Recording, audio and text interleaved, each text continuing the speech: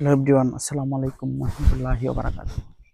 ডাব্লিউএসটিভি media থেকে ময়মনসিংহ বিভাগের ফুলবাড়ী থানার একটা কালার বার্ড ফার্মে চলে আসলাম। আপনাদেরকে আসলে ইনফরমেশন দিব যে আপনারা আসলে আ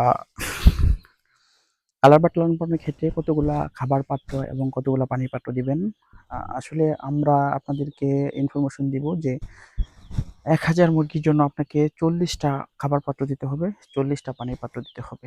আবার অনেক ফার্ম ভিজিট করে দেখেছি আমি যে ১,০০০ মুরগির জন্য ৪০ টা খাবার পাত্র ও ২৫ টা পানির পাত্র দিয়েছেন। এক্ষেত্রে আসলে ডক্টররা সাজেস্ট করে থাকে ৪০ টা খাবার পাত্র, পানির পাত্র তার অর্ধেক। আসলে পানির পাত্র অনেকে ৩০ টাও দিয়ে থাকে। এটা আসলে খাবার পাত্র, পানির পাত্র আপনি যদি দিয়ে থাকেন সেক্ষেত্রে কিন্তু আপনার লস না। যে বিষয় হচ্ছে খাবার পাত্র বেশি থাকলে মুরগিটা আসলে সহজে খাদ্য গ্রহণ করতে পারতেছে। আবার একটা বিষয় আপনাদেরকে বলতে চাই সেটা হলো যে খাদ্যের পাত্র কিভাবে দিয়ে থাকবেন। আসলে আ আ বেড়ার যে সাইডে থাকে এটা আপনার সম্পূর্ণ খাদ্যের পাত্র দিলেন। তারপরের লাইনে যে আসলে খাদ্যের পাত্র একটা, পানির পাত্র একটা, খাদ্যের পাত্র একটা, পানির পাত্র একটা এভাবে দিয়ে থাকবেন। সেক্ষেত্রে আসলে খাদ্য গ্রহণ করার পর হচ্ছে আ পানি আসলে গ্রহণ করাটা হচ্ছে একটা স্বাভাবিক বিষয়। পানি প্রয়োজন হয়ে থাকে মুরগির জন্য, এটা আসলে স্বাভাবিক। তো আমি বলতে চাই যে আপনারা যখন মুরগির জন্য ছোট আসলে যখন মুরগিগুলো কালার বাট আসলে বাচ্চা আসলে ব্রুডিং সিস্টেম দিবেন তখন হচ্ছে নৌকা এক ধরনের খাদ্যের পাত্র আছে, এটা আপনারা দিবেন। আসলে এই নৌকা থেকে আসলে খাদ্যগুলো মুরগি সুন্দরভাবে গ্রহণ করে থাকে। সেক্ষেত্রে আপনারা আসলে ছোট পাত্রগুলা ইউজ করবেন। সেক্ষেত্রে আপনার আ মুরগিগুলো খুবই ভালো থাকবে। খাদ্য গ্রহণ করতে হবে সঠিক নিয়মে। আর আসলে অনেক সময় আমি দেখছি যে কালার বার্ড যারা ব্রুডিং করে থাকেন তখনই হচ্ছে বড় পাত্রগুলো দিয়ে থাকেন। এটা কখনোই করা যাবে না।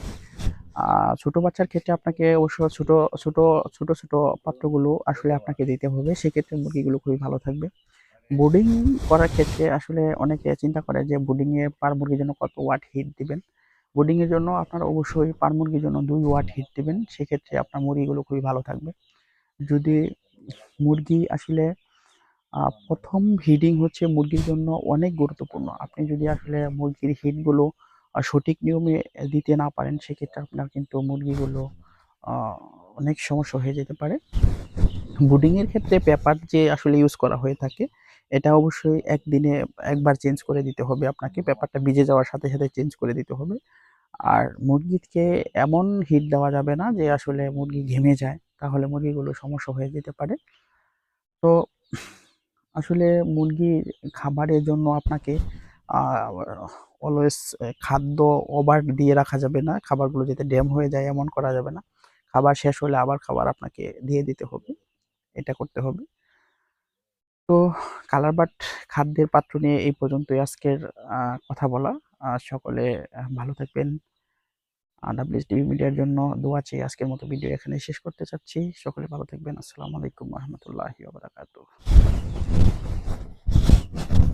কথা কইলাম আজকে।